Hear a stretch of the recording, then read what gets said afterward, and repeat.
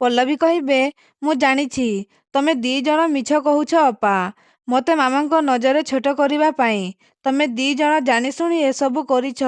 ତମ ଦି ଜଣଙ୍କ ପାଟିରୁ ସତ ଆଦାୟ କରିବା ପାଇଁ ମୋତେ ଗୋଟେ ମିନିଟ୍ ବି ଲାଗିବନି। କିନ୍ତୁ ମୁଁ ଏସବୁ କରିବିନି।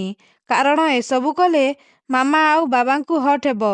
ସେମାନଙ୍କୁ ଲାଗିବ ସେମାନେ କ୍ଷୀର ଦେଇ ସାପ ପୋଷିଛନ୍ତି ତାଙ୍କ ଘରେ।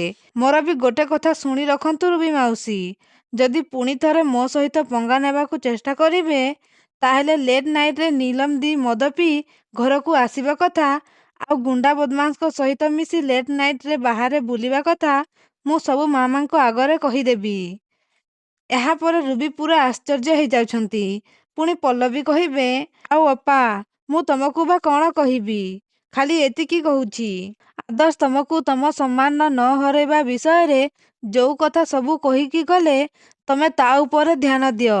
ନହେଲେ କହି ସେଠାରୁ ତାପରେ ଚାଲିଯିବେ। ତାପରେ ରୁବି ନୀଲମକୁ କହିବେ, କ'ଣ କହିଲୁ? ନିଜେ ଭୁଲ କରୁଛୁ, ମୋତେ ପଚାରୁଛୁ କ'ଣ ହେଲା? ଏହାପରେ ନୀଲମ କହିବେ, ମାମା କ'ଣ ହେଇଛି ତମର?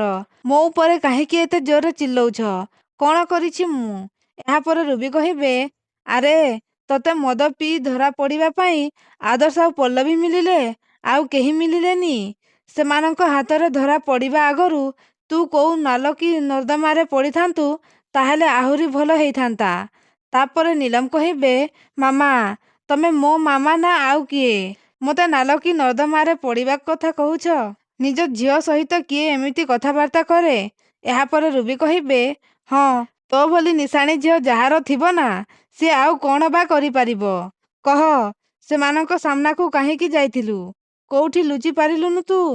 ଏହାପରେ ନୀଲମ କହିବେ, ମୋତେ ତ ଏମିତି କହୁଛ ଯେମିତି ମୁଁ ଜାଣିଶୁଣି ସେମାନଙ୍କ ସାମ୍ନାକୁ ଯାଇଥିଲି।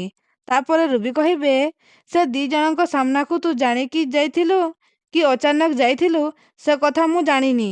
କିନ୍ତୁ ତୋରି ଯୋଗୁଁ ସେ ପଲ୍ଲବୀ ମୋତେ ସାରା ଜୀବନ ବ୍ଲାକମେଲ୍ କରିବ। ଏବେ ତ ତୋରି ପାଇଁ ମୋତେ ତା ସାମ୍ନାରେ ଦବିକି ରହିବାକୁ ପଡ଼ିବ। ଏହାପରେ ନୀଲମ କହିବେ, ମାମା ଏଥିରେ ମୋର କିଛି ବି ଦୋଷ ନାହିଁ। ଏଥିପାଇଁ ଦାୟୀ ହେଉଛି ପ୍ରଶାନ୍ତ। ଆଉ ଏଇଥିପାଇଁ ତମେ ତାଙ୍କୁ ଦୋଷ ନ ଦେଇ ଓଲଟି ମୋତେ ଗାଳି ଦଉଛ। ମାମା ମୁଁ ସତ କହୁଛି, ମୋର ବିଶ୍ୱାସ ସେ ପ୍ରଶାନ୍ତ ଆଉ ମୋତେ ଭାରି ଡର ବି ଲାଗୁଛି ସେ କେତେବେଳେ ବି ଧରି ତାଙ୍କ ସାଙ୍ଗରେ ନେଇଯିବେ। ମୁଁ କିନ୍ତୁ ତାଙ୍କ ସାଙ୍ଗରେ ଯିବାକୁ ଚାହୁଁନି ମାମା। ମୋତେ ବହୁତ ଟର୍ଚର କରନ୍ତି ସିଏ। ଏହାପରେ ରୁବି କହିବେ, ପ୍ରଶାନ୍ତ ଆସିଗଲେ ଗୋଟେ ଦୃଷ୍ଟିରୁ ବହୁତ ଭଲ ହେଲା। ଅତ୍ୟନ୍ତ ଡରି ଡରି ତୁ ଏବେ ଆଉ ବାହାରକୁ ତ ଯିବୁନି କି ମଦ ପିଇବୁନି କି ମୋତେ ଆଉ ସେ ପଲ୍ଲବୀ ଆଗରେ ଲାଜରେ ମୁଣ୍ଡ ତଳ କରି ଠିଆ ହେବାକୁ ପଡ଼ିବନି।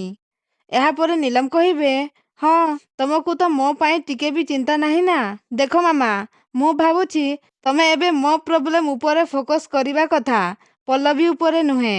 ତମେ ତ ଦୁନିଆର ସବୁ ବୋହୂଙ୍କ ଏଗେନ୍ଷ୍ଟରେ ଲଢ଼େଇ କରିବା ପାଇଁ ଏତେ ବ୍ୟସ୍ତ ଯେ ତମକୁ ତମ ଝିଅ ପାଇଁ ଟିକେ ବି ଚିନ୍ତା ନାହିଁ। ପ୍ଲିଜ୍ ମାମା, ଏବେ ବି ସମୟ ଅଛି। ମୋତେ ତାଙ୍କ ପାଖରୁ ବଞ୍ଚାଅ। ମାମା ତମ ପାଖରେ ଗୁଣ୍ଡା ଅଛନ୍ତି, ବଦମାସ ଅଛନ୍ତି, ସମସ୍ତେ ଅଛନ୍ତି। ତମେ କାହାକୁ ବି କୁହ ସେ ତାକୁ ଖୋଜି ବାହାର କରି ଏ ଏରିଆରେ 500 କିଲୋମିଟର ଦୂରିଆକୁ ପଠେଇ ଦିଅନ୍ତୁ।